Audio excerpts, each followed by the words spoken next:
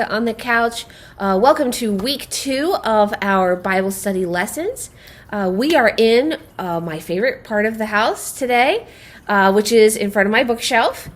And I really love reading. I used to be an English teacher before I was a kids ministry director. And so I'm very, very excited about today's topic, because what we're talking about today is genres of literature.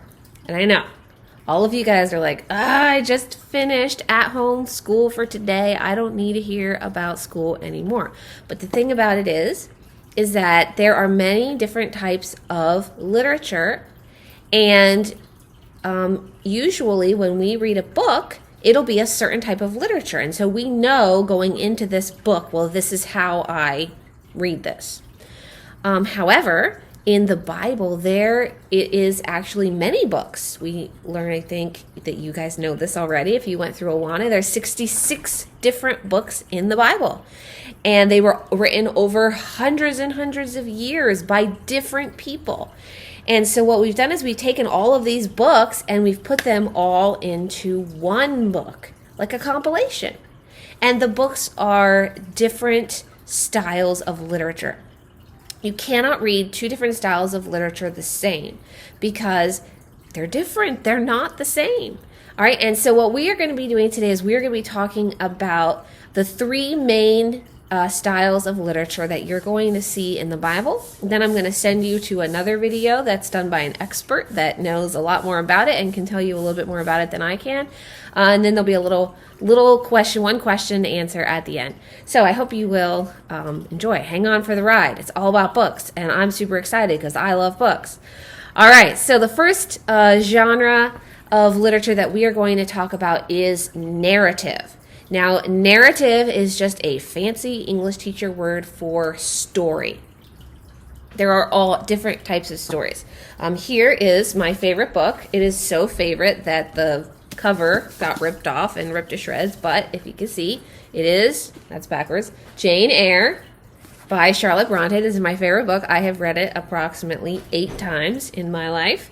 And this is a fictional story. So it is a made-up story. Now, are there made-up stories in the Bible? Well, Jesus tells parables, and those are him using a story to illustrate a point. And so, yes, there are fictional stories in the Bible. Most of the Bible, however, is going to fall into 2 categories. One category is biography. The Gospels are biography. They are telling you the story of a man. The man was named Jesus. And so it's going to give you a story of someone. This is the story of Corrie ten Boom. She was an amazing lady. You should read about her sometime. Or they could be a history. This book is the history of, a fascinating journey through the world of human ingenuity. It's a history of inventions. Well, you're going to read a lot of history in the Bible. Genesis talks about ancient history. Exodus and Leviticus and Numbers and Deuteronomy talk about the history about how the country of Israel got its start. Acts talks about how the church started. It's the history of the church. And so there are quite a few history books in the Bible. As you read Bible narratives, whether it's the biographies of the Gospels or the histories throughout the Bible, you are going to be looking for a couple of things. You're going to be looking for who is this about, and what happened to them, and what can I learn from what happened to them. Now, you don't look at the Bible and say, I should be like the people in the Bible, because a lot of the people in the Bible were bad. They were wrong. They didn't do things right.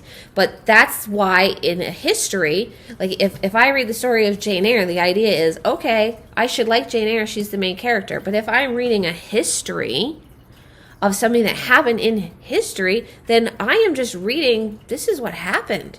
Here are the people. Here's what they did. And they might be good people or they might be bad people. But what I want to look at is either what did they do right and how can I be like them, or what did they do wrong and how can I not be like them. And so that is how you're going to be reading a narrative or story portion of the Bible. There's another type of writing in the Bible, and that is poetry. This is my favorite poet, John Donne. I will not read you any of his poetry. He was super old. He was from a long time ago, and it would probably go way over your head, but I like them. But poetry is also part of the Bible. If you read Psalms, those are songs. And Psalms is a fancy Jewish word for songs. And songs are poetry. And Proverbs, Ecclesiastes, Song of Solomon, there's a whole bunch of them. And a lot of the prophets use poetry as well. Because what they are using is the imagery of poetry and the beauty of poetry and the exaggeration of poetry in order to teach what they want or to communicate what they want to have communicated.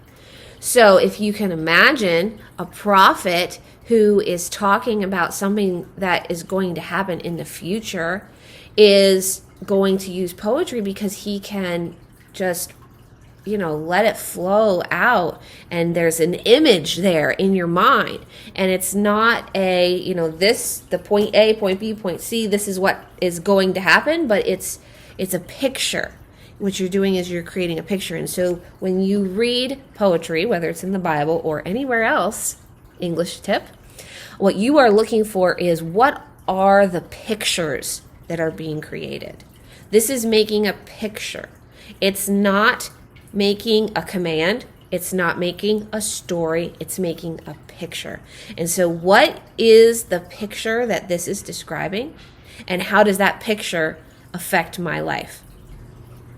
All right, last form of literary genre in the Bible are exegesis. All right, and exegesis is a really fancy word for talking to you about how you should live. All right, I have a couple of exegesis books right here. All right, here's one by John Piper, Don't Waste Your Life. This is a book that would be a lot like one of the Apostle Paul's letters, because what it's doing is it is writing a plea for people to be different, for people to change something about themselves. So when you read a letter in the Bible, like one of Paul's letters, what you are reading is Paul's plea for us to be more like Christ. Or there are other letter writers in the Bible as well. What they are doing is they are saying, I want you to be like Christ, and here is how you can do it, and here is how you can change, and here's what I'm seeing in your life. And that's an exegesis, because what they're trying to do is they're trying to get you to change. Another type of exegesis is a how-to. This 8 tools for effective parenting is telling me how to be a better parent. You will find lots of places in the Bible where someone is explaining how to be a better Christian, how to honor God. And there's even how to be a better parent in the Bible. They have things that explain clearly, sometimes not as clearly, but they explain how to do something in your life. And the last one is rules. Now this says how to, but what she's giving are rules of studying your Bible, how to study your Bible. What she actually gives are a set of standards. This was actually a textbook that I used in college. So it's giving me a set of standards that I need to follow if I want to be an effective studier of the Bible. So when you read the exegesis in the Bible, or which will be letters, laws, how-tos, things like that, what you are going to be looking for is, number one, try to understand what they're saying and try to understand what it is that they want the person that was being written to do. And then you take that to your life and you say, what does that mean for me? What do I need to do? All right, I'm going to send you on. There's another video on YouTube that does a much better job than me of explaining this, and it has cartoons, so it'll be more fun to watch. So I'm going to go ahead and pass you on to that, and then you can answer a question. And the next week when we meet, we will be talking about context. So we'll see what fun and exciting place I'm at in my home when we talk about that. All right, I will see you later. Have a great day.